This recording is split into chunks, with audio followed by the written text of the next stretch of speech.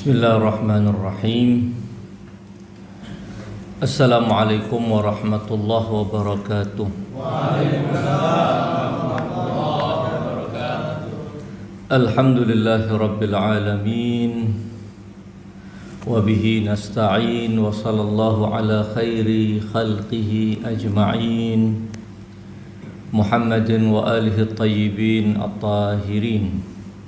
Allahumma salli ala Muhammad wa ali Muhammad. Ikhwan sekalian, pertama-tama saya sampaikan ucapan selamat atas kelahiran cucu ketiga Rasulullah sallallahu alaihi wasallam, Putri Fatimah dan Ali, adik Al-Hasan dan Al-Husain, yaitu Zainab Al-Kubra salamullah alaiha.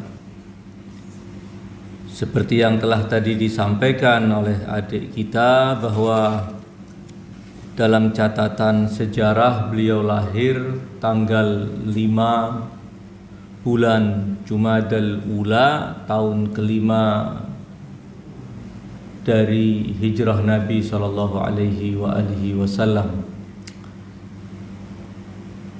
Ketika kita berbicara tentang kelahiran beliau, tentu banyak hal yang bisa dan penting untuk kita ketahui, untuk kita bicarakan.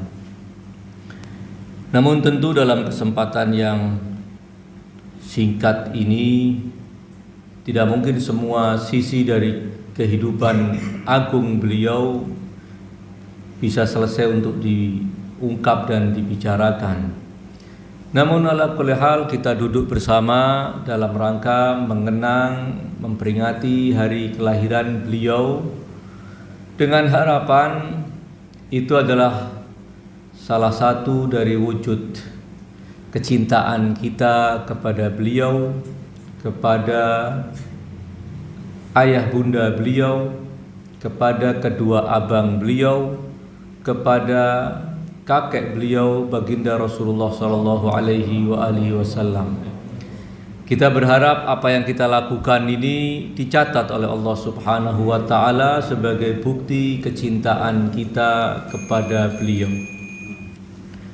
Alhamdulillah, pada malam hari ini kita melanjutkan majelis rutinan kita membaca doa ziarah Jami' Al-Kabira yang setelah libur cukup lama dibuka kembali dengan bertepatan memperingati hari kelahiran beliau. Mudah-mudahan ini juga menjadi sebuah keberkahan tersendiri bagi kita, bagi majelis kita, bagi waktu kita, bagi ilmu yang pernah kita dapat terkait dengan ajaran Ahlul Bait alaihim afdhalus salatu wassalam.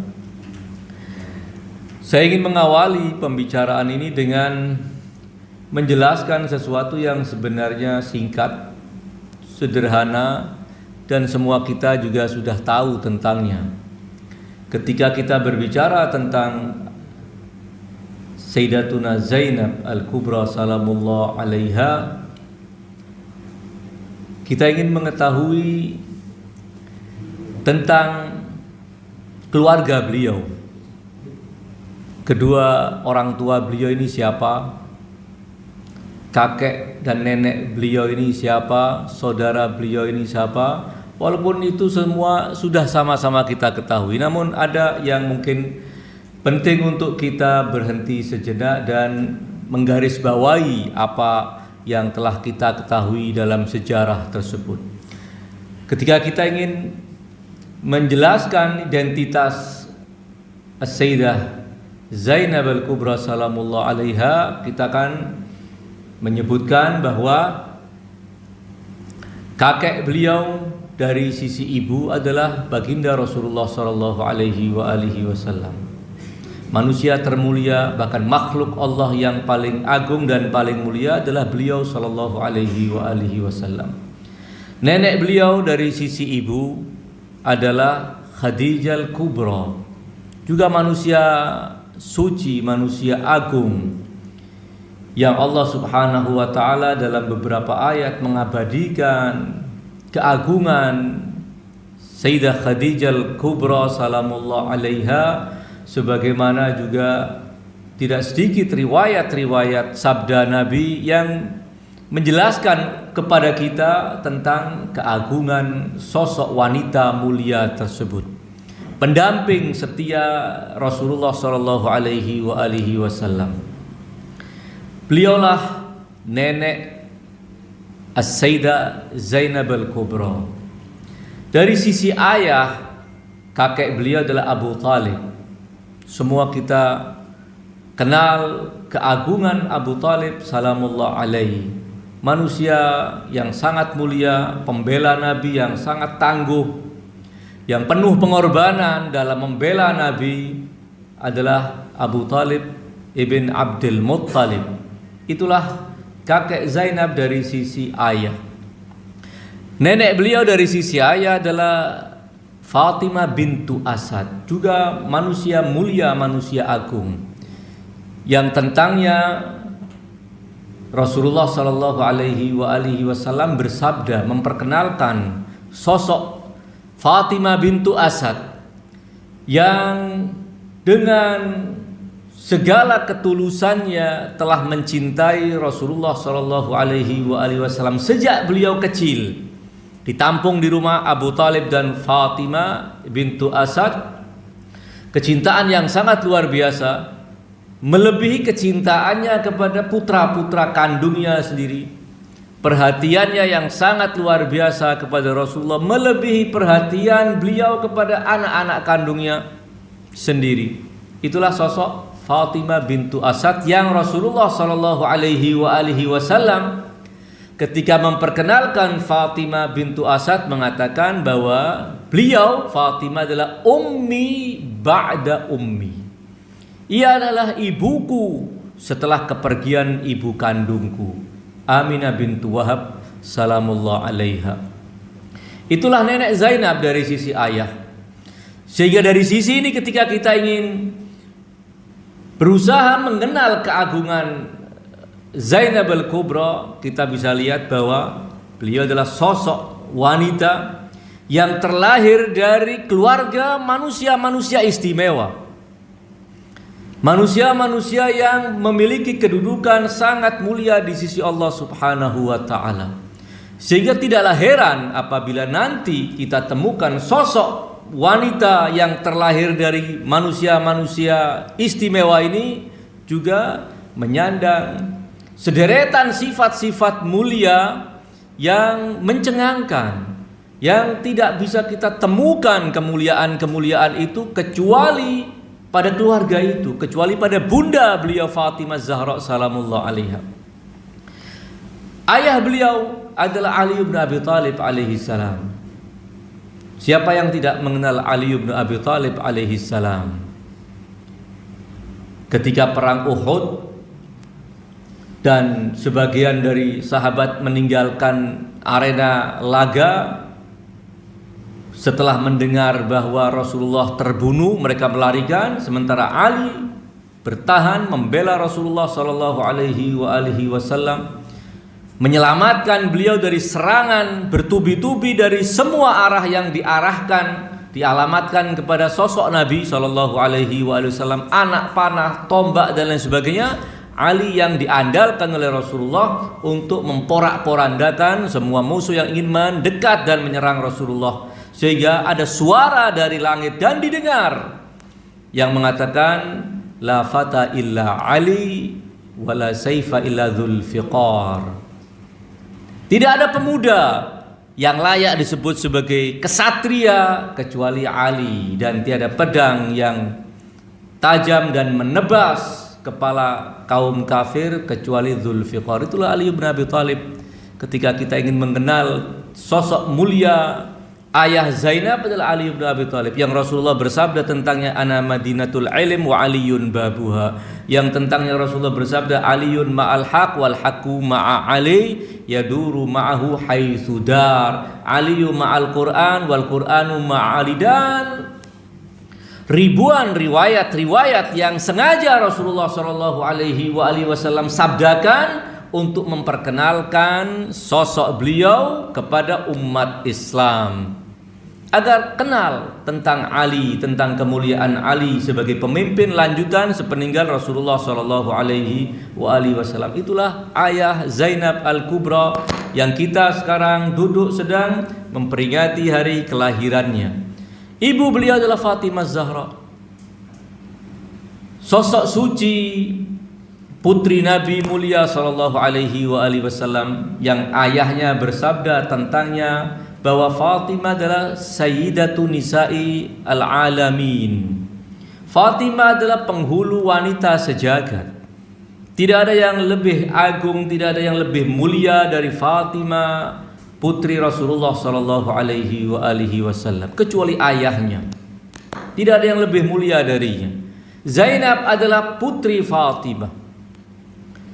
Zainab disebutkan dari memperhatikan semua sifat, semua perilaku, tutur kata beliau. Orang kemudian menyimpulkan bahwa Zainab Al-Kubra adalah Saniyatuz Zahra, duplikat ibu beliau Zahra salamullah alaiha. Orang yang ingin menyaksikan Sayyidah Fatimah Zahra dan dia tidak berkesempatan menyaksikan, tidak berkesempatan melihat Zahra, tidak berkesempatan sezaman dengan Zahra, Zainab Al-Kubra adalah duplikat ibunya sallallahu alaiha wasallamullah alaiha. Adalah ayah dan ibu Zainab adalah Ali bin Abi Thalib dan Fatimah Zahra salamullah alaiha. Beliau lahir di rumah itu. Beliau dididik di rumah itu. Para pendidiknya adalah Ali ayahnya, Fatimah ibunya. Para pendidiknya adalah kakek beliau Rasulullah sallallahu alaihi wasallam. Zainab tumbuh besar di rumah itu. Zainab tumbuh dalam naungan bimbingan kakek beliau, ayah dan bunda beliau, dan dalam bimbingan dan naungan kedua abangnya Al-Hasan dan Al-Husain. Ketika kita melihat bahwa yang ada di sekitar Zainab Al-Kubra salamullah alaiha adalah manusia-manusia suci, manusia-manusia istimewa, hujjah-hujjah Allah di muka bumi. Sehingga ketika kita ingin melihat sejauh mana keagungan Zainab Al-Kubra salamullah alaiha yang mendapatkan tugas besar untuk mengabadikan hasil perjuangan abangnya dalam rangka membela agama dan mempertahankan agama. Tugas itu adalah tugas yang sangat berat, tugas yang sangat mulia, dan tugas yang sangat menentukan. Perolehan yang sudah dicapai oleh Al-Husain dalam tragedi Karbala, pengorbanan yang telah beliau sumbangkan untuk kelangsungan agama, akan bisa dirasakan hasilnya melalui perjuangan Batalatu Karbala Zainab Al-Kubra salamullah alaiha. Sehingga seperti yang telah tadi disinggung bahwa beliau punya peran yang sangat besar untuk keabadian agama ini, karena keabadian agama ini sepenuhnya bergantung dengan pengorbanan Al-Husain di padang Karbala, dan pengorbanan Al-Husain di padang Karbala agar tidak menjadi sia-sia. Karena kita tahu Karbala itu bukan di kota besar yang banyak penghuninya sehingga prosesi pembantaian itu diliput oleh dunia. Tidak, di sebuah tempat yang terpencil, yang kemungkinan kalau tidak ada suara yang menyuarakan, yang menyambung suara dan pesan Al-Husain melalui pesan darah yang dicucurkan di Karbala, tidak ada pesan yang menyampaikan kepada dunia, ia akan selesai di tanggal 10 Muharram itu. Selesai pembantaian, terkubur juga semua cita-cita dan perolehan hasil dari perjuangan Al-Husain salamullah alaihi di Karbala. Zainab yang menggagalkan semua upaya untuk mengubur hasil perjuangan Al-Husain melalui tugas yang beliau pikul setelah peristiwa Karbala. Oleh karena itu, berbicara tentang Zainab sulit rasanya dipisah dari pembicaraan tentang Karbala, tentang Asyura, tentang pengorbanan Al-Husain alaihi salam. Karena beliau adalah, dalam istilah sebagian ulama, al-khitabus tsani li Asyura. Beliau adalah pesan kedua, suara lantang kedua yang melanjutkan misi khitab pertama di Karbala. Khitab yang tidak dengan sekedar kata-kata, pembicaraan, orasi, nasihat, pidato dan lain sebagainya, tidak. Khitab pertama telah sukses dijalankan dan diperagakan oleh Al-Husain melalui perjuangan beliau, pengorbanan beliau, mengorbankan semua yang beliau miliki, tidak terkecuali bayi mungil beliau Abdullah Ar-Radhi dikorbankan semua. Dan itu menjadi suara lantang bahwa inilah agama yang harus diperjuangkan. Agama yang untuk mempertahankan keabadiannya menjadi murah darah-darah suci Ahlul Bait untuk itu. Namun Zainab adalah episode lanjutan dari Asyura itu sendiri. Sehingga tidak bisa kita berbicara tentang Zainab kemudian kita lompati fase penting dari kehidupan Zainab salamullah alaiha. Mungkin tidak banyak catatan sejarah yang mengutip secara rinci kehidupan hari demi hari Sayyidatuna Zainab al-Kubra. Bagaimana kehidupan beliau di masa hidup Rasulullah, mungkin tidak terlalu banyak data-data itu. Dan itu tentu menjadikan kita juga begitu haus untuk ingin tahu. Karena tidak mungkin tidak banyak hikmah dan pelajaran, namun sejarah tidak memberikan catatan yang detail untuk kita tentang itu. Wallahu a'lam. Kita yakin nanti dengan kemunculan sahibil asri waz zaman, semua sejarah detail tentang Ahlul Bait hari per hari bahkan detik per detik akan bisa kita ketahui episodenya secara lengkap. Betapa haus kita untuk mengenal sejarah Zainab di masa kehidupan kakek beliau Rasulullah sallallahu alaihi wasallam. Betapa kita rindu dan haus tentang keterangan kehidupan Zainab di hari-hari setelah wafat kakeknya bersama ibunya yang hanya beberapa waktu yang sangat singkat. Kemudian Fatimah Zahra salamullah alaiha harus meninggalkan putrinya yang masih kanak-kanak, Zainab. Ya. Namun usia yang masih sangat dini itu sama sekali tidak menghalangi kematangan As-Sayyidah Zainab al-Kubra, sehingga pesan-pesan yang sangat penting pun telah disampaikan oleh ibunya kepada Zainab. Zainab yang masih kanak-kanak, Zainab yang dalam ukuran kita belum perlu mendengar hal-hal yang seperti itu. Andai Zainab adalah seperti anak-anak kecil yang lainnya, ya. Namun untuk ahlu bait Nabi, manusia-manusia suci, manusia-manusia pilihan Allah, ada hisab lain di sisi Allah, ada perhitungan lain. Mereka secara kualitas tidak sama dengan manusia-manusia lain.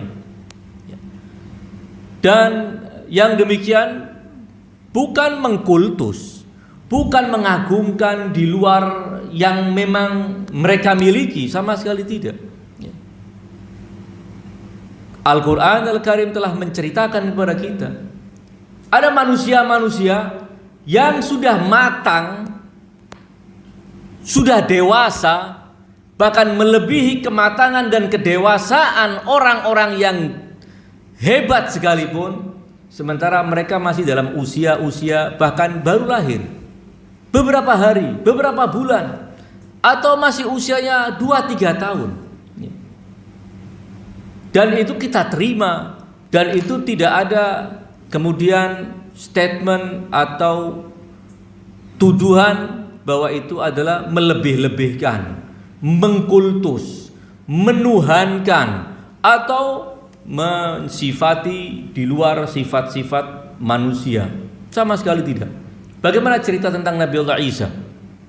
yang masih dalam gendongan ibunya, yang masih mungkin usianya baru beberapa hari atau beberapa minggu atau paling lama beberapa bulan, ketika Maryam pertama kali menggendong bayinya kembali ke kampungnya, kembali menemui Bani Israel dengan resiko bahwa beliau akan dituduh macam-macam, kemudian menggendong bayinya ini. Bayi kita, atau kita ketika masih bayi, atau anak-anak kita, tidak mungkin di usia itu bisa berkata-kata, bisa memberikan pernyataan-pernyataan yang sehebat yang dinyatakan oleh Nabi Allah Isa. Nabi Allah Isa kemudian ketika ibunya dituduh macam-macam tuduhan oleh sekelompok dari Bani Israel, hanya menunjuk kepada anaknya. Ini yang akan menjawab. Maka Bani Israel kemudian menganggap bahwa Maryam ingin melarikan diri dari tanggung jawab menjawab tuduhan-tuduhan mereka, ingin berlepas tangan. Mereka berkata, kaifa nukallimu man kana fil mahdi sabiyya. Wahai Maryam, bagaimana kami harus bisa mendengar anak kecil yang dalam buayan ini untuk berbicara? Bagaimana kita diminta untuk berdialog dengan bayi ini? Kaifa nukallimu man kana fil mahdi sabiyya. Kemudian spontan Isa yang masih dalam gendongan ibunya mengatakan, inni Abdullah ataniyal kitab wa ja'alani nabiyya. Mau kita maknai apa? Bayi berbicara, menyucikan tuduhan terhadap ibunya. Inni Abdullah, aku adalah hamba Allah. Ataniyal kitab. Sejak bayi itu Allah telah memberikan kitab kepadaku. Bukan nanti ketika usia 40 tahun baru Allah berikan Alkitab kepada Isa. Sejak dalam buayan itu, inni Abdullah ataniyal kitab wa ja'alani nabiyya, dan telah dijadikan nabi sejak saat itu. Nabi dalam keadaan masih bayi jadi nabi. Apa repotnya? Nabi itu artinya orang yang mendapatkan wahyu dari Allah Subhanahu wa taala. Tidak ada urusan dengan usia. Kita yang usianya sudah 40 tahun, 45 tahun, karena dalam patokan umum Nabi itu diutus ketika usia 40 tahun. Sehingga ada cerita sedikit humor ketika orang itu baru sadar ternyata dia usianya 45 tahun. Wah, telat, tidak bisa jadi nabi. Kenapa? Sudah lewat 45 tahun. Ya. Coba 39 saya masih merencanakan mau cari gua-gua sepi di mana, barangkali nanti Jibril datang kepada saya. Usianya sudah 45 tahun. Tidak ada urusan dengan usia. Kematangan itu sudah didapat oleh manusia-manusia istimewa. Demikian juga dengan Yahya putra Zakaria. Ketika dia bersaksi tentang kenabian Isa, di saat usianya Yahya masih sekitar 2 tahun. Kesaksian seorang anak kecil itu apa artinya? Namun kesaksian dari seorang Yahya putra Zakaria besar nilainya, karena dia manusia yang istimewa. Lalu apa anehnya pada Zainab yang dari sisi ayah, dari sisi ibu, dari sisi kakek, dari sisi nenek jauh lebih mulia dari nama-nama yang telah kita sebut tadi. Sehingga apa anehnya apabila kemudian Allah memberikan karamah, memberikan kemuliaan, keistimewaan kepada Zainab di usia yang sangat dini itu pun telah mampu memiliki apa-apa yang justru tidak mampu dimiliki oleh banyak orang yang usianya jauh lebih tua darinya. Kembali ikhwan sekalian, bahwa itulah sosok wanita mulia yang kita pada malam hari ini duduk bersama untuk memperingati hari kelahirannya. Manusia yang sangat istimewa. Keistimewaan beliau itu bisa kita temukan pertama dari pernyataan-pernyataan para imam suci Ahlul Bait tentangnya. Pernyataan ayahnya, pernyataan abangnya, pernyataan keponakannya. Para imam suci Ahlul Bait, apa ada keterangan tentang beliau, tentang Zainab Kalau ada, itu adalah rujukan yang sangat istimewa untuk mengenali keagungan beliau. Demikian juga sikap, perilaku orang-orang di sekitar Zainab al-Kubra, ayahnya, ibunya, abangnya. Ini perlakuan-perlakuan mereka ini menjadi catatan penting untuk kita memahami, walaupun itu tentu sangat singkat dan butuh pendalaman. Karena sikap-sikap yang mungkin terkesan sederhana, pernyataan-pernyataan yang terkesan singkat tentang Zainab, namun pada dasarnya memuat makna yang sangat dalam. Analisa kita, para ulama, kalau kita tidak mampu memberikan analisa tentangnya, paling tidak kita berusaha memahami tentangnya melalui analisa-analisa para ulama kita. Saya akan awali satu contoh dengan bagaimana Al-Imam Al-Husain, seorang hujjah Allah, seorang imam, abang dari Zainab, memberikan perlakuan yang sangat istimewa kepada Zainab, memuliakan Zainab dengan sangat luar biasa, mengagungkan Zainab dengan sangat menawan. Bagaimana ketika Imam Husain yang sedang membaca Al-Quran, sedang ngaji, membaca Al-Quran, walaupun beliau hafal Al-Quran, tentu tidak perlu diragukan yang demikian. Namun membaca Al-Quran dengan melihat teks, pahalanya berbeda dengan membaca dari hafalan. Membaca dari hafalan tidak melibatkan mata untuk beribadah, sementara membaca Al-Quran dengan melihat mushaf melibatkan juga mata untuk beribadah tersebut, karena pahalanya juga berlipat ganda. Baik riwayat Ahlus Sunnah maupun riwayat Syiah mendukung yang demikian. Alaihal, ketika pada suatu hari Imam Husain di rumah beliau, Zainab adiknya datang bertamu ke rumah Al-Imam Al-Husain. Begitu Zainab masuk, Al-Husain kemudian menghentikan bacaan Al-Qur'annya, meletakkan Qur'annya, beliau bangun menyambut adiknya. Perlakuan dari seorang abang kepada adiknya. Namun perlakuan ini beliau tampakkan bukan sekedar perlakuan seorang abang kepada adiknya, tetapi perlakuan seorang imam terhadap wanita mulia yang layak untuk diagungkan dan dimuliakan. Dan itu sekaligus menjadi pelajaran bagi kita bahwa seperti itulah kita harus mengagungkan As-Sayyidah Zainab Al-Kubra salamullah alaiha. Kalau Imam Maksum saja mengagungkan beliau, lalu apa alasan kita untuk tidak mengagungkan beliau, tidak memuliakan beliau, tidak meletakkan beliau di atas kepala kita? Ini salah satu dari fragmen sejarah yang tercatat. Ringkas, cerita itu ringkas, namun di dalamnya tentu mengandung makna yang sangat luar biasa. Membaca Al-Quran itu ibadah yang sangat mulia. Namun demikian, beliau alaihissalam tidak kemudian mempersilahkan adiknya, ya tunggu dulu saya lanjutkan, ini tinggal sedikit, beberapa ayat lagi nanti hatam satu surat. Tidak, berhenti. Membaca Al-Quran adalah ibadah yang sangat mulia, namun menyambut seorang wanita mulia, wali Allah, juga sebuah ibadah yang sangat mulia, yang harus diprioritaskan, yang harus diutamakan. Ini sekali lagi bahwa perlakuan Al-Imam Al-Husain alaihi salam kepada Zainab adiknya perlakuan yang sangat istimewa. Demikian juga ayahnya, demikian juga Al-Imam Al-Hasan, perlakuan-perlakuan yang sempat direkam dalam sejarah bahwa bagaimana Ali bin Abi Thalib alaihi salam benar-benar punya perhatian yang sangat istimewa kepada anaknya ini. Perhatian yang sangat istimewa.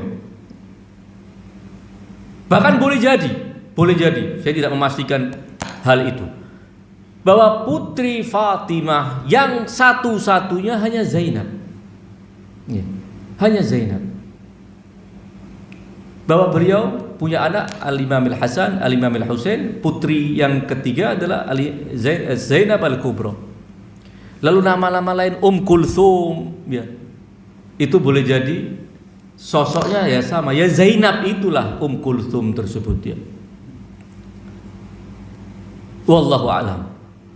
Sejarah penuh dengan misteri, sejarah penuh dengan hal-hal yang masih butuh diungkap.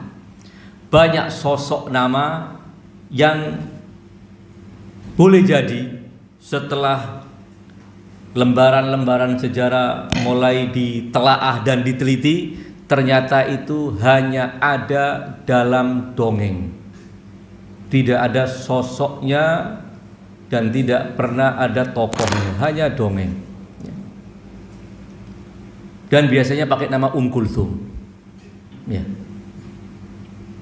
Ala kulli hal. Tidak tahu benar atau tidak benar, ada cuplikan video. Katanya ini wallahu alam. Apa itu kemudian dipotong-potong, saya tidak tahu. Ya. Karena ini sudah zaman tidak karu-karuan. Ya. Bahkan nanti bisa muncul video wajah saya, mulut saya juga buka tutup berbicara, suara saya, tapi itu adalah bukan saya, bukan suara saya. Kan teknologi sudah sangat canggih ya. Ala kulli hal. Makanya kita tidak usah gampang percaya ya. Wah ini ada videonya. Ya sudah, berarti masih terlalu jadul cara berpikir kita kan begitu. Cuman modal kita HP Cina, kemudian kita menganggap semuanya sudah kita kuasai teknologi ini. Ala kulli hal. Ada yang mengatakan begini. Siapa yang mengatakan bahwa menyanyi itu tidak boleh, dosa hukumnya? Kalau menyanyi itu tidak boleh, tidak mungkin Rasulullah ngasih nama Kulthum. Itu penyanyi Mesir namanya Kulthum. Ada kacau kalau benar, tapi ada videonya kalau benar. Ala kulli hal. Ikhwan sekalian, kembali bahwa Zainab al-Kubra salamullah alaiha mendapat perhatian, perlakuan yang sangat istimewa di masa hidup ibunya, sepeninggal ibunya, di bawah asuhan Ali bin Abi Thalib, ayahnya, kemudian di bawah asuhan Ummu Banin Fatimah bintu Hizam, ibu tirinya, istri Ali setelah wafatnya Zahra salamullah alaiha. Hidup di tengah-tengah rumah tangga keluarga yang sangat istimewa, perlakuan yang sangat istimewa. Kedua adalah apa yang tadi saya singgung, melalui pernyataan-pernyataan dari para imam suci Ahlul Bait. Salah satu dari pernyataan yang walaupun itu singkat, tidak banyak pernyataan-pernyataan dari para imam suci Ahlul Bait yang menjelaskan tentang keagungan As-Sayyidah Zainab. Namun pernyataan yang singkat itu sejatinya telah mampu mengungkap kepada kita sejauh mana keagungan beliau salamullah alaihi. Pernyataan dari Imam Zainal Abidin.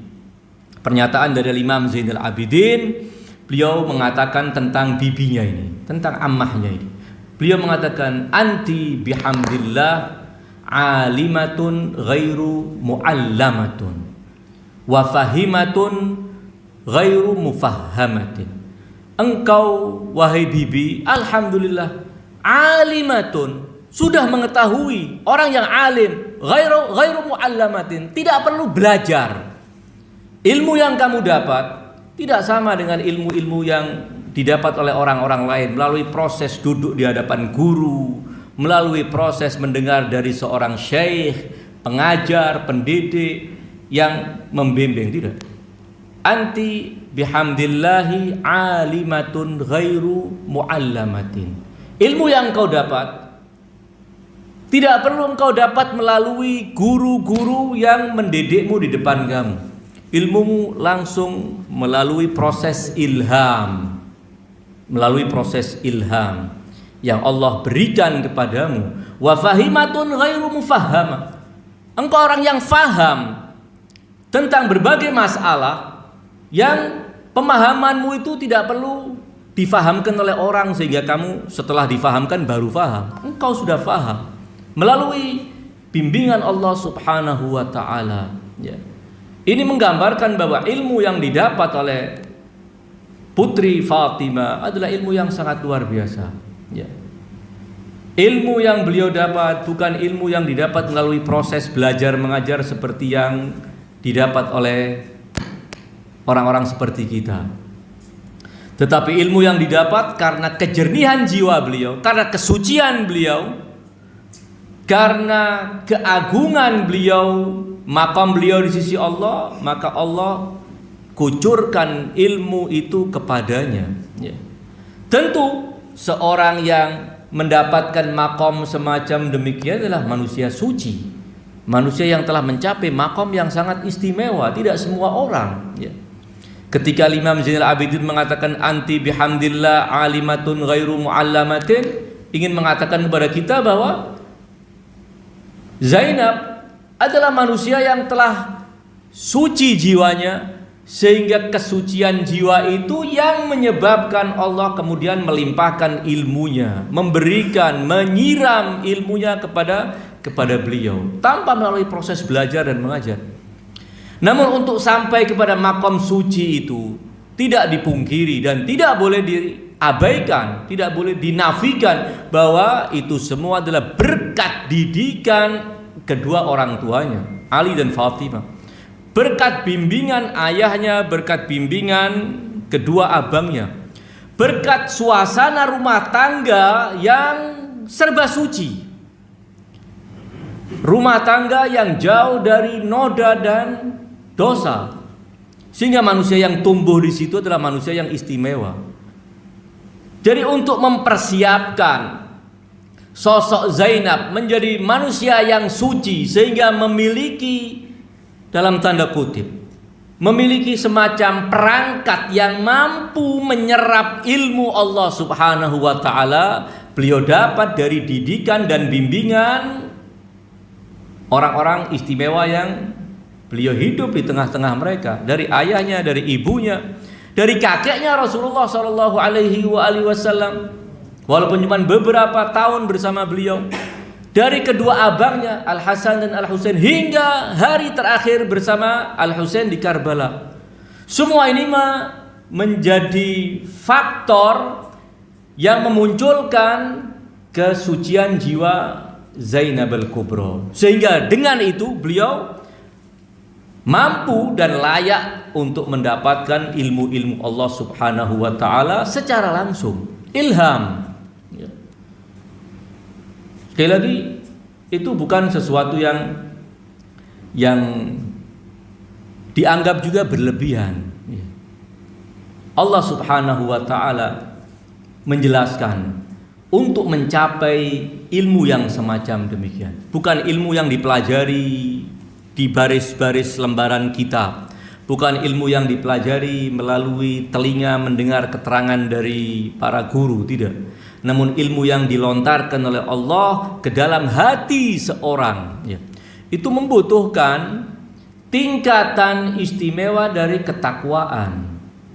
Semakin istimewa, semakin tinggi tingkat ketakwaan seorang, semakin istimewa tingkat ketakwaan seorang, semakin dia berpeluang untuk mendapatkan kucuran dan siraman ilmu tersebut dari Allah Subhanahu wa ta'ala. Jadi kuncinya apa? Ketakwaan. Ayat Al-Quran mengatakan, bertakwalah kalian kepada Allah. Kemudian wa yu'allimukumullah, dan Allah akan mengajarkan ilmu kepadamu. Ketakwaan itulah yang menjadi penyebabnya. Penyebab seorang menjadi manusia suci. Setelah mendapat kesucian jiwa itu menjadikan jiwa mampu menangkap sinyal-sinyal ilmu dari Allah Subhanahu wa ta'ala. Jadi ketika Imam Zainal Abidin mengatakan anti bihamdillah alimatun ghairu muallama, terselip di dalamnya bahwa pengakuan Zainab ini adalah manusia yang bertakwa di sisi Allah Subhanahu wa ta'ala dengan tingkat ketakwaan yang sangat istimewa. Di samping pernyataan dari Imam Zainal Abidin yang memuat isyarat seperti itu, sejarah hidup putri Fatimah mendukung yang demikian. Bagaimana beliau hidupnya sepenuhnya beribadah kepada Allah Subhanahu wa ta'ala, baik dengan arti ibadah mahdhah, ibadah yang sifatnya ritual-ritual, maupun ibadah yang sifatnya pengertian umum, Semua amal-amal yang diniatkan untuk mencari keridhaan Allah adalah ibadah, dan itu semua kehidupan Putri Fatimah dan Ali adalah sepenuhnya untuk ibadah kepada Allah Subhanahu wa taala. Bagaimana di saat-saat genting? Di saat genting, di hari-hari menjelang Asyura, suasana yang tentu menjadikan orang menjadi tidak jelas apa yang akan dialami esok hari. Namun di malam-malam itu beliau tidak pernah meninggalkan tahajudnya. Bahkan disebutkan setelah tragedi Karbala pada tanggal 10 Muharram, malam 11, malam yang sangat mencekam, di mana kemah-kemah wanita-wanita Ahlul Bait telah dibakar. Mereka harus berserakan dan capek. Kita bisa bayangkan, ya. Wanita-wanita dan anak-anak kecil, semua itu Zainab yang harus mengatur mereka, yang harus merawat, yang menjaga mereka. Di malam itu pun beliau tidak meninggalkan tahajudnya. Dalam perjalanan dari Karbala ke Kufa, kemudian setelah beberapa hari di Kufa diberangkatkan perjalanan yang sangat jauh.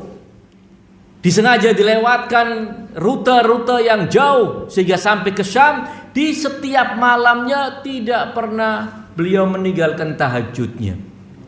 Dengan berdiri, bukan dengan duduk. Kecuali satu malam beliau tahajud dalam keadaan duduk. Kemudian ketika ditanya oleh Ali Zainal Abidin, keponakan beliau, kenapa wahai Ammah anti sholat dalam keadaan duduk? Beliau mengatakan, saya sangat lemah karena lapar yang sangat luar biasa, tidak bisa berdiri lagi, tapi tetap tahajud. Ini adalah wanita yang seperti ini, sehingga kalau kemudian kita sematkan kepadanya sebagai wanita yang bertakwa, tentu dengan pengertian ketakwaan yang paling puncak yang telah beliau sandang, sehingga sosok yang memiliki ketakwaan yang sangat tinggi ini, apa janji Allah? Wa yu'allimukumullah, Allah akan ajarkan. Tentu ilmu tidak sekali lagi terkait dengan sekedar halal dan haram atau sekedar memahami hal-hal yang gamblang. Seringkali kita dituntut untuk memahami secara jeli masalah-masalah yang rumit dan pemilah antara hak dan batil. Irisannya itu terlalu tipis. Ya.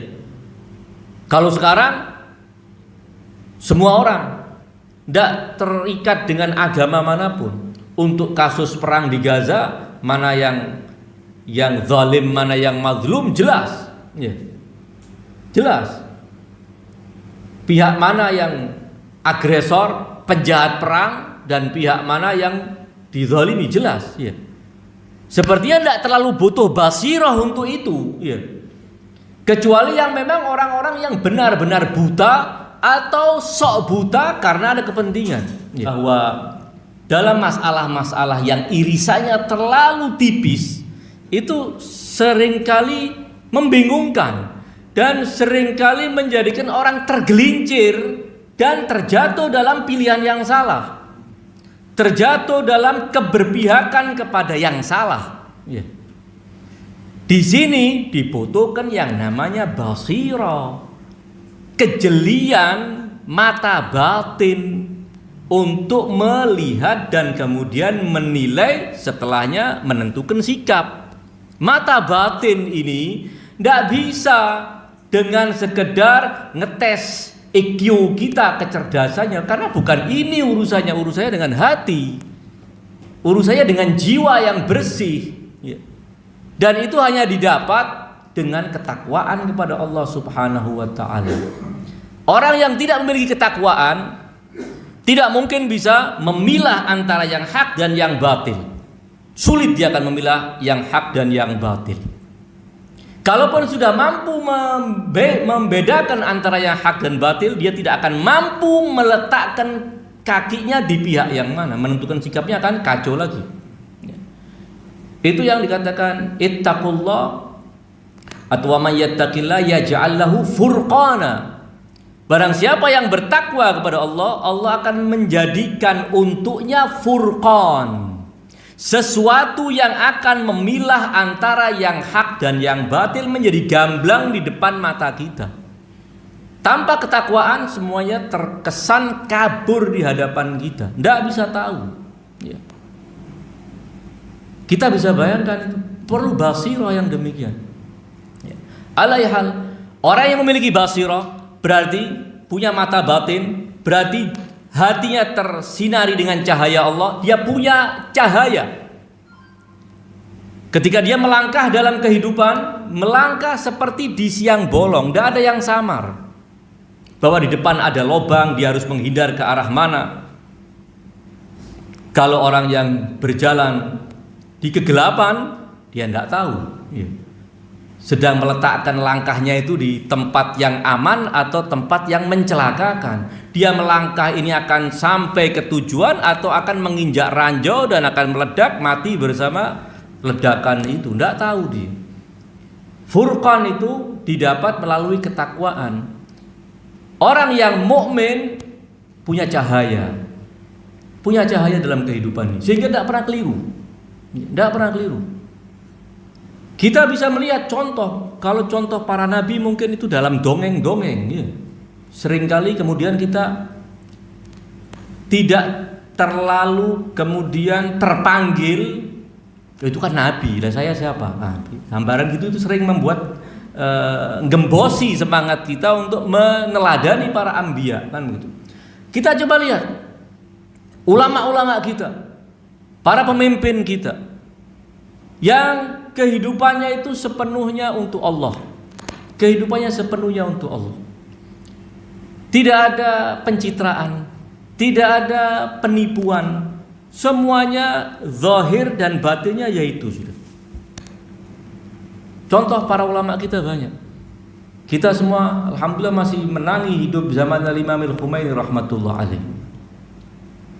Sejak beliau mengibarkan bendera perjuangan beliau, setelah wafatnya marja besar Syiah di zamannya Ayatullah Al-Burjurdi rahmatullah alaih, beliau baru mulai mengambil alih kepemimpinan marja'iyah, kemudian mulai melangkah untuk berjuang.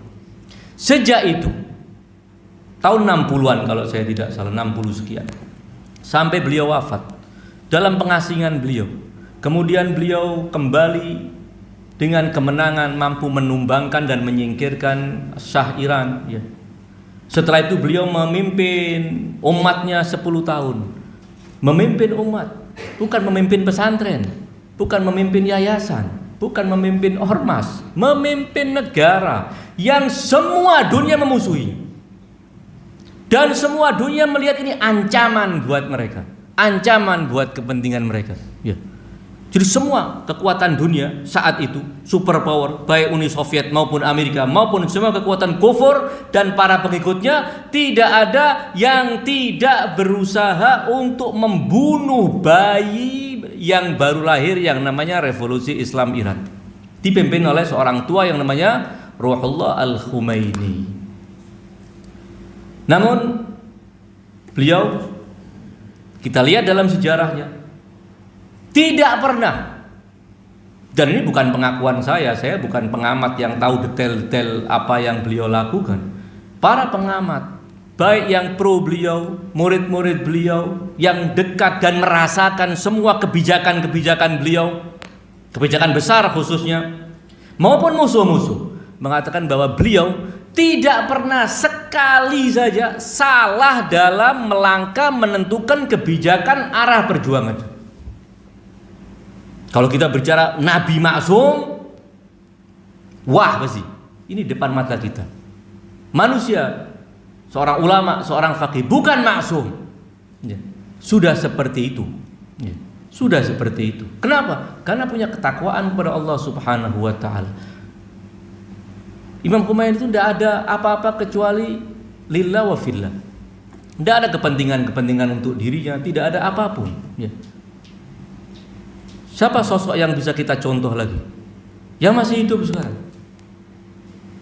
Al-Marja'iyatul Ulya yang di tangan beliau As-Sayyid Ali Sistani, dan juga pelanjutan Imam Al-Khumaini As-Sayyid Ali Al-Husaini Al-Khamenei Rahbar. Dua sosok pemimpin ini kita bisa telusuri pernahkah melakukan sebuah statement langkah besar untuk perjuangan yang keliru kemudian dan berdampak besar? Tidak ada. Kenapa? Semua kebijakannya itu tidak mungkin diambil kecuali setelah bertawajuh kepada Allah Subhanahu wa ta'ala duluan. Ya. Bahkan sepanjang hidupnya beliau konsentrasinya hanya kepada Allah Subhanahu wa ta'ala. Sehingga ketika menghadapi problem yang segenting apapun, yang separah apapun kesulitan yang sedang beliau hadapi, tidak ada jalan buntu. Kenapa? Ada Allah Subhanahu wa ta'ala, yaj'allahu furqana, diberikan jalan keluar, pemilah yang akan meluruskan semua jalan perjuangan itu. Ya. Walaupun tidak berarti kemudian kun fayakun, kayak membalik tangan begini kemudian semuanya beres ya. Itu akan dilakukan di saat-saat tertentu, boleh jadi ya.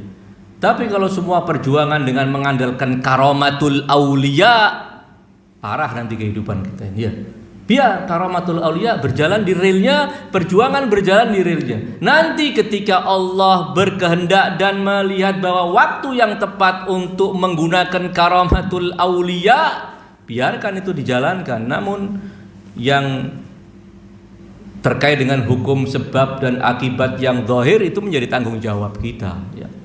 Jadi itulah bahwa Zainab ketika dikatakan anti bihamdillah alimatun ghairu muallamatin wa fahimatun ghairu mufahhamatin, ingin mengatakan bahwa Zainab adalah seorang sosok wanita mulia yang telah mencapai tingkat ketakwaan puncak sehingga beliau diberi furqan oleh Allah Subhanahu wa ta'ala, sehingga tidak ada sikap beliau yang tidak di bawah bimbingan Allah dan Rasulnya, yang tidak di bawah bimbingan dan restu imam zamannya, walaupun masalah yang kecil.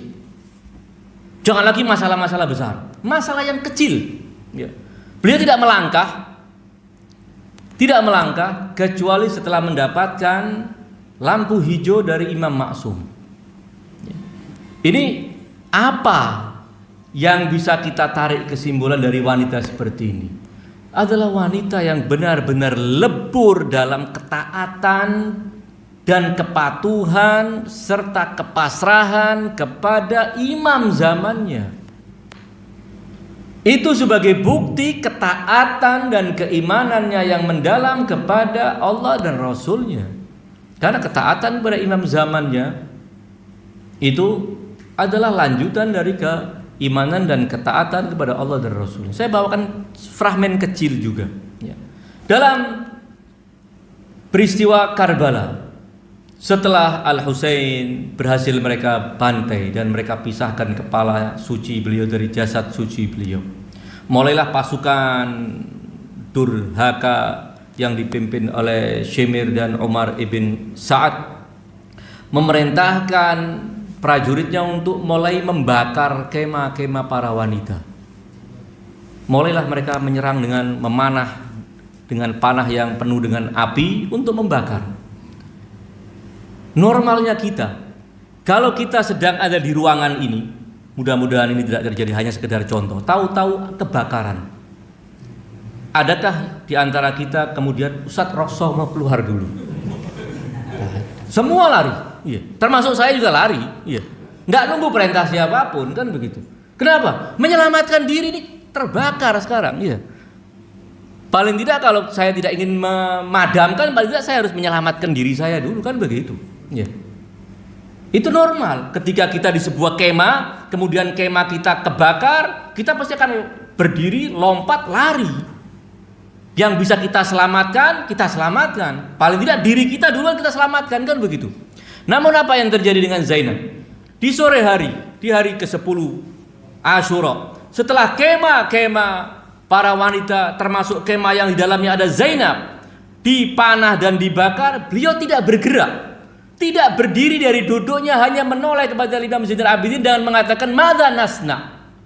Apa yang harus kita lakukan sekarang, wahai imamku, wahai keponakanku, imamku? Nanya dulu. Baru Imam Zainal Abidin mengatakan, larilah kalian menyelamatkan diri. Barulah Zainab membawa anak-anak kecil untuk melarikan diri, menyelamatkan dari api. Ini benar-benar lebur dalam ketakwaan, lebur dalam ketaatan kepada imam zamannya. Fragmen kecil, namun perlu kita berenung sebentar, sejenak untuk melihat apa yang ada di balik keagungan wanita seperti ini. Ya. Zainab yang sedang kita peringati adalah Zainab duplikat Fatimah ibunya. Ya. Zainab adalah wanita yang benar-benar alimatun ghairu muallamatin wa fahimatun ghairu mufahamatin. Wanita yang sangat luar biasa. Namun demikian ketaatan beliau kepada imam zamannya, semua langkah beliau, semua gerak-gerik beliau, semua keputusan beliau, semua kebijakan beliau sepenuhnya adalah berdasarkan isyarat dan restu dari imam zamannya. Menunjukkan betapa mulia dan betapa agung. Al-Imam Al-Husain menjelang kesyahidannya, sebelum beliau menghadap musuh dan akan gugur syahid dan tidak kembali ke kemah, beliau berpesan sebelum meninggalkan keluarganya, berpesan kepada Zainab bahwa nanti setelah saya gugur syahid dan putraku Zainal Abidin yang sedang sakit parah ini tidak bisa menjalankan banyak dari tanggung jawab imamah dan kepemimpinan, maka untuk sementara sampai dia sembuh, semua tanggung jawab imamah ada di pundakmu. Luar biasa, tanggung jawab imamah diserahkan kepada Zainab al-Kubra. Jadi kita perlu memahami, perlu mendalami dan melebarkan semua pemahaman kita tentang keluarga Nabi Shallallahu Alaihi Wasallam. Benar, tidak diragukan keagungan para imam suci, keagungan ahlul kisah seringkali membuat kita tidak mampu seakan melihat selainnya. Keagungan mereka sangat luar biasa. Namun demikian, keagungan-keagungan manusia yang tidak termasuk 14 manusia suci, Zainab, Aliul Akbar, Abul Fadl Abbas, bukan termasuk manusia yang dalam 14 manusia suci itu. Namun mereka adalah manusia-manusia yang sangat istimewa. Pengenalan kepada mereka akan membawa kita kepada pengenalan yang lebih utuh tentang 14 manusia suci itu. Jadi jangan pernah kemudian kita berhenti fokus hanya ingin mempelajari sejarah 14 manusia suci. Namun juga sejarah putra-putra para imam Ahlul Bait itu sangat luar biasa. Sangat luar biasa. Saya akan akhiri dengan mengutip satu bagian dari pidato Zainab al-Kubra salamullah alaiha di depan Yazid. Ya, walaupun tentu banyak fragmen dari kehidupan Aqilat Bani Hashim. Ya. Aqilah itu artinya apa? Bukan orang yang berakal. Ya. Aqilah karena bukan aqilah. Ya. Aqilatu Bani Hashim. Salah satu gelarnya yang tadi disebutkan. Gelar Zainab adalah Aqilatu Bani Hashim, wanita anggun yang termulia dari sebuah keluarga. Itu adalah Aqilah. Wanita termulia dari Bani Hashim itu siapa? Selain Fatimah tentunya adalah Aqilah. Tidak ada yang menandingi Zainab kecuali ibunya, Fatimah Zahra salamullah alaiha. Tidak ada yang menandingi. Apalagi mengungguli, tidak ada yang menandingi, apalagi mengungguli Zainab al-Kubra salamullah alaiha. Saya ingin bacakan satu statement dari beliau salamullah alaiha, dan itu akan menjadi penutup pembicaraan saya pada kesempatan malam hari ini. Beliau diantaranya berkata demikian dalam pidatonya kepada Yazid. Ya. Dia mengatakan demikian. Sebentar, saya ingin bacakan. Atau kepada Ibn Ziyad, ketika di Kufah, ya. Ada shock terapi yang dilakukan oleh pihak Bani Umayyah, oleh pihak Ubaidillah bin Ziyad dan orang-orangnya, dengan terus mendesak terus mengeluarkan pernyataan-pernyataan yang menyakitkan, ya. Pernyataan-pernyataan yang memojokkan, ya. Dengan tujuan apa? Untuk melumpuhkan semangat wanita-wanita yang terbukti luar biasa ini di Karbala. Tapi sekarang mereka tertawan.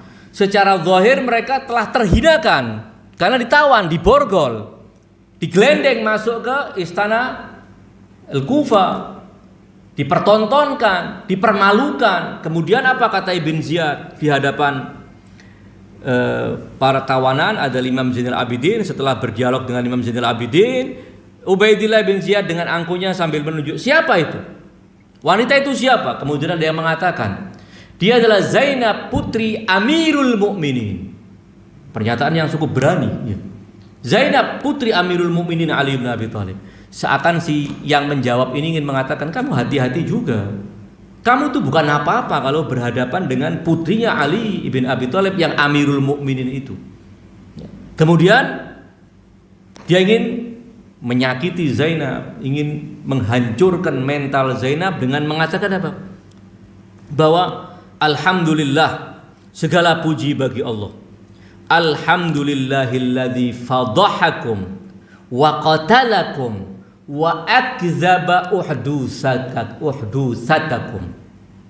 Segala puji bagi Allah. Alhamdulillah alladzi fadhahakum, yang telah mempermalukan kalian, membongkar kepalsuan kalian. Fadhiha itu sesuatu yang aib yang tidak semestinya diutarakan, dibongkar. Sekarang Allah telah membongkar celah cacat kalian. Alhamdulillahilladzi fadhahakum wa qatalakum, dan menghabisi kalian, wa akdzaba uhdusatakum, dan telah membuktikan kepalsuan klaim-klaim kalian. Kalian punya klaim besar ini Bani Hashim, mulai klaim kenabian, klaim kerasulan, klaim imamah, telah Allah buktikan kalian adalah orang-orang yang palsu. Apa kata Zainab? Tidak nunggu diberi kesempatan untuk menjawab. Apa kata Zainab? Alhamdulillahilladzi akramana binabiyhi Muhammadin sallallahu alaihi wa alihi. Segala puji bagi Allah yang telah membuat kami mulia, yang telah memuliakan kami dengan keberadaan Muhammad nabinya sallallahu alaihi wa alihi. Dan wa tahharana minar rijzi tathhira, dan menyucikan kami dari rejis sesuci-sucinya. Innamal muftadihul fasiq wa yakdzibul fajir wa huwa ghairuna. Yang akan dibongkar aibnya, yang akan dipermalukan oleh Allah adalah orang fasik. Yang akan didustakan oleh Allah adalah orang fajir, dan itu bukan kami, ya. Lalu Ubaidillah bin Ziyad melanjutkan, kaifa ra'aiti sun'allah bi ahlik.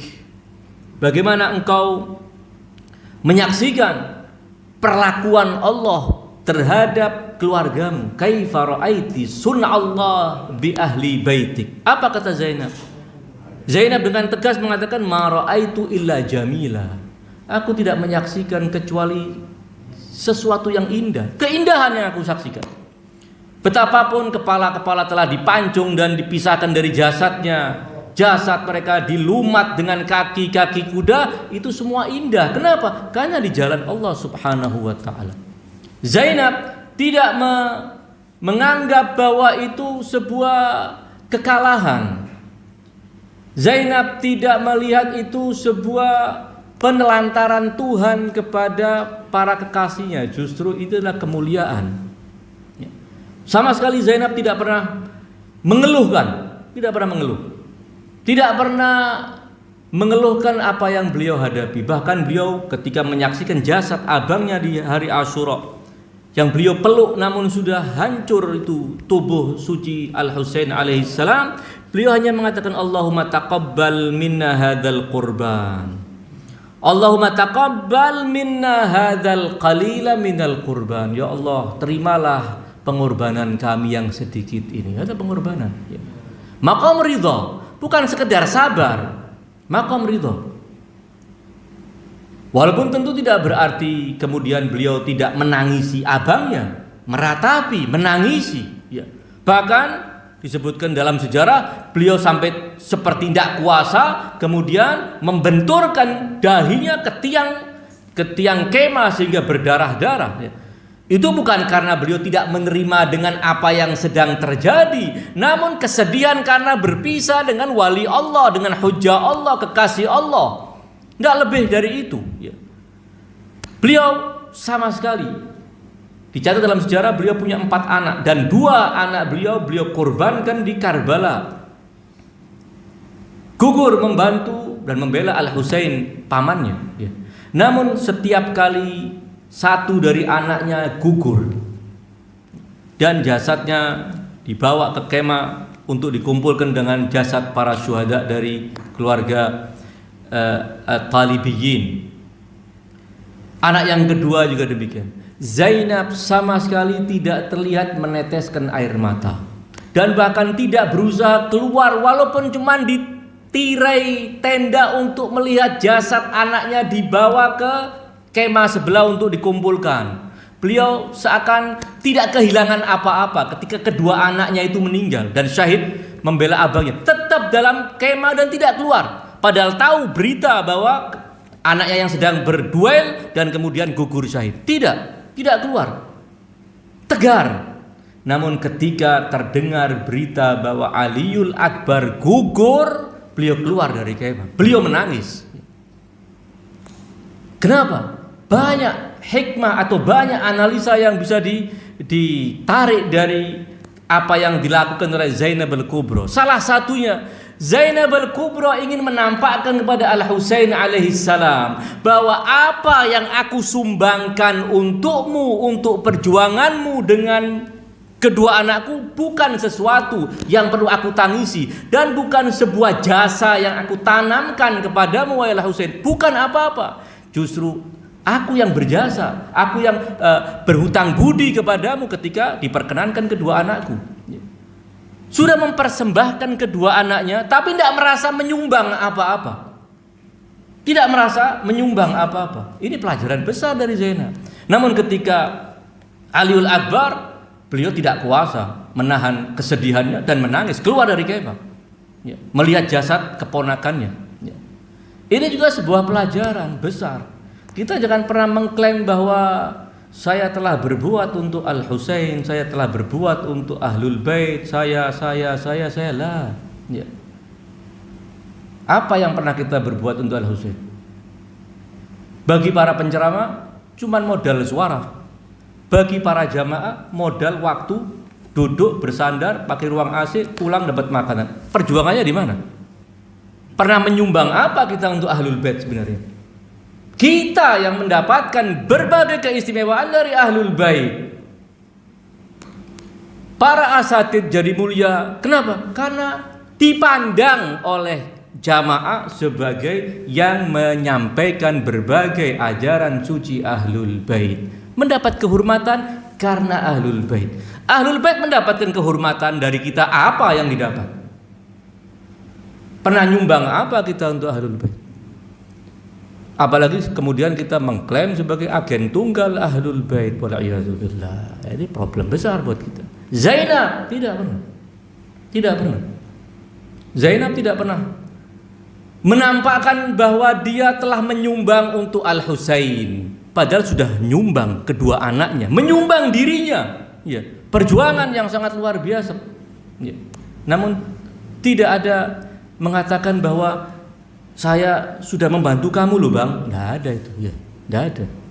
Kita belajar dari Zainab untuk kembali bercermin melihat diri kita, bahwa kita semua kita di posisi masing-masing. Saya, antum, dan siapapun di posisi kita masing-masing berusaha menjadi yang terbaik untuk Ahlul Bait, memberikan sedikit yang kita mampu berikan untuk perjuangan Ahlul Bait, dan itu sama sekali bukan untuk keuntungan Ahlul Bait, untuk keuntungan kita.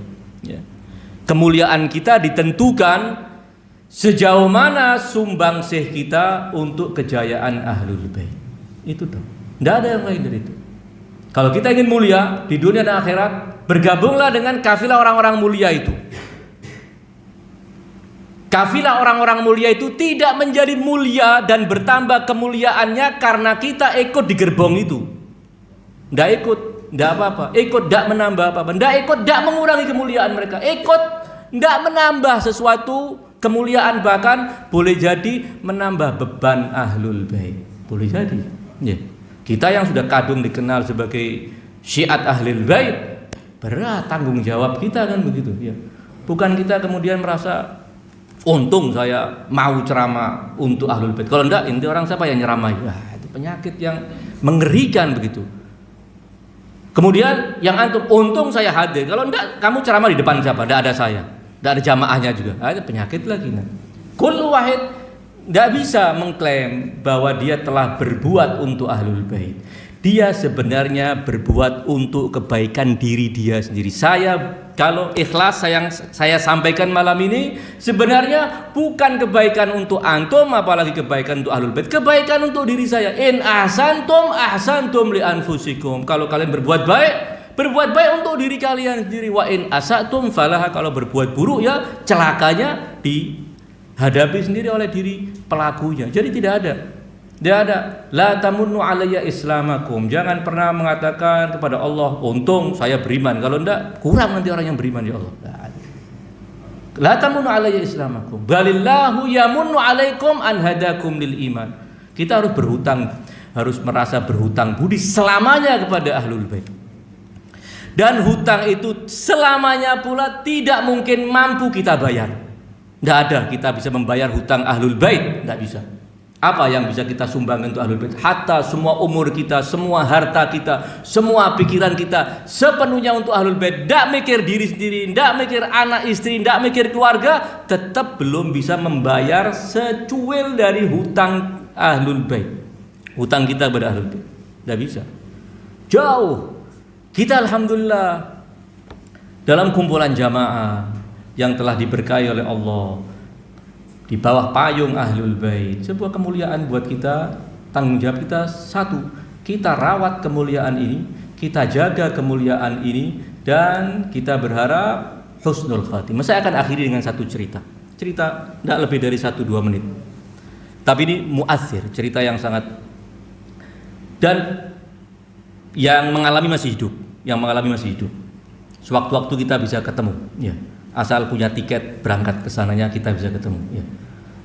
Syekh Muhsin Qaraati, ulama besar yang punya acara rutin tafsir Quran di TV Iran sekian puluh tahun, tidak pernah libur. Bahkan ketika beliau datang ke Indonesia tidak mau lebih dari 2 atau 3 hari.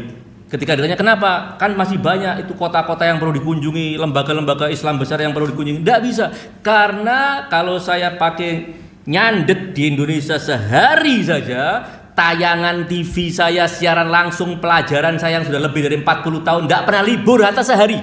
Sekali dalam seminggu tidak pernah libur, itu nanti libur. Ya saya harus cuman punya waktu tidak lebih dari 3 hari di Indonesia. Ya. Orang yang sangat sibuk, Syekh Muhsin Qaraati, ulama besar. Ya, semua kita insya Allah banyak tahu. Ketika pada suatu hari beliau ziarah ke Imam Ar-Ridho salamullah alaihi, ziarah. Dan tentu banyak ulama-ulama besar yang beliau kenal juga berziarah di makam Imam Ridho. Di pojok sana ada alim fulan yang dia kenal, di pojok sana ada alim fulan. Semua sedang konsentrasi berziarah kepada Imam Ridho. Ya. Saya tidak bicara antum. Kalau saya datang ke Imam Ridho ketika ziarah, yang saya minta semuanya urusannya 99% urusan materi, urusan dunia. Ya. Urusan akhiratnya yakni nantilah, kan gitu. Seringnya kan gitu, ya. Kita minta urusan itu. Yang suhulnya macet minta, ya Imam tolong dilancarkan suhul saya. Yang macam-macam, pokoknya urusan dunia toh. Ya. Walaupun itu saya sekali lagi, antum insyaallah lah. Ya. Ala kulli hal. Hadza Syekh Muhsin Qaraati, tengah-tengah beliau ziarah kemudian terlintas pikiran, kenapa saya harus berziarah, memohon sesuai dengan yang di kitab dan yang sesuai di pikiran saya. Jangan-jangan yang terlintas di pikiran saya, yang saya anggap sebagai permintaan yang tepat, jangan-jangan itu permintaan yang kurang tepat. Dia berhenti, dia tutup kitabnya, dia berhenti munajatnya, dia berhenti tawasulnya, dia datangi seorang alim yang lebih tua, lebih senior dari beliau, alim Rabbani yang ada di situ, dan namanya disebutkan, cuman saya lupa namanya ya. Dan itu kelebihan saya, sering lupa namanya orang ya. Ala kulli hal. Ditanya, wahai Syekh, minta waktu semenit, tolong inti break sebentar, tawasul itu saya ada pertanyaan. Menurut inti, doa yang paling tepat untuk saya mohon di hadapan Imam Ridho itu doa apa? Permintaan apa? Orang itu mengatakan sambil menolak begini, mintalah husnul aqibah, kesudahan yang baik. Bahasa kita husnul khotimah ya. Kita kan paling takut kalau berdoa husnul khotimah, berarti minta mati. Enggak, walaupun setahun lagi, 50 tahun lagi mati enggak apa-apa, tapi husnul khotimah ya. Didoakan husnul khotimah jangan berarti kita, ada orang sakit mudah-mudahan husnul khotimah berarti didoakan mati cepat. Enggak. Didoakan sembuh, nanti kapan-kapan matinya husnul khotimah, enggak apa-apa. Almuhim husnul khotimah itu permintaan yang paling serius ya. Kemudian khalas. Berarti ini doa yang paling ideal, husnul khotimah. Dia coba datang yang satunya lagi, ada 3-4 ulama yang dia kenal, yang ziarah di tempat itu. Dia datang. Disampaikan pertanyaan yang sama. Jawaban dari alim yang kedua mengatakan husnul aqibah, mintalah husnul aqibah. Datang ke alim yang ketiga, pertanyaan yang sama disampaikan dan jawabannya sama, mintalah husnul aqibah. Itu artinya apa? Para ulama kita punya keseriusan tahu untuk meminta husnul aqibah. Kita alhamdulillah, saya dan antum saya yakin sekarang ini berada di posisi yang benar, di rel yang benar, di mazhab yang benar. Tapi siapa yang menjamin sampai akhir hidup kita seperti begini? Berapa banyak? Ya. Apalagi kita yang model begini, saya secara ilmu tidak jelas, secara ubudiyah tidak jelas, secara tazkiyatun nafas tidak jelas. Ya. Ini kan hatta kaki kita sekarang ini zigzag masih kayak orang polio gitu ya berdirinya ya, tidak kekar bodi kita di atas akidah ini kan begitu. Sementara kata Allah, hati-hatilah kamu dengan satu situasi yang menjadikan antazilla qadamun ba'da thubutiha. Kaki kamu bisa tergelincir padahal tadinya kokoh bisa tergelincir, apalagi yang agak goyang-goyang kayak kita ini apa enggak labil ya. Karena tapi tidak perlu kecil hati ya. Tapi tidak boleh meremehkan, tapi tidak perlu kecil hati. Ya. Tidak perlu kecil hati. Ada seorang alim keluar dari makam Imam Ali, keluar atau mau menuju makam Imam Ali, disampaikan seorang awam. Karena ini pakai serban sayyid alim besar, pakai baju ulama. Pertanyaannya yang nyeleneh ya. Pertanyaannya nyeleneh.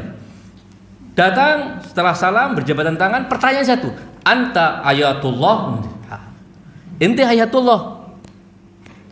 Katanya si alim ini mengatakan, saya ayatullah atau bukan itu nanti setelah hisab di akhirat. Kalau saya selamat berarti saya ayatullah. Kalau saya tidak selamat, ya bukan ayatullah saya kan itu. Sekali lagi saya minta maaf yang sebesar-besarnya. Mudah-mudahan pertemuan kita di malam hari ini dalam rangka memperingati hari kelahiran putri Fatimah, putri Ali bin Abi Thalib alaihi salam, memberi keberkahan bagi kita semua. Mudah-mudahan majelis kita, kehidupan kita, keluarga kita, dan kedua orang tua kita yang mungkin telah meninggalkan kita dirahmati oleh Allah Subhanahu wa taala. Orang-orang tua kita yang masih hidup mudah-mudahan diberi panjang umur, kesehatan, guru-guru kita diberi panjang umur, kesehatan, dan semua ikhwan kita dimudahkan semua urusan-urusannya bihaqqi Muhammadin wa ali Muhammad. Dan kita akan tutup dengan pembacaan surat Al-Fatihah wa qablaha as-salawat. Wal 'afu minkum. Wassalamualaikum warahmatullahi wabarakatuh.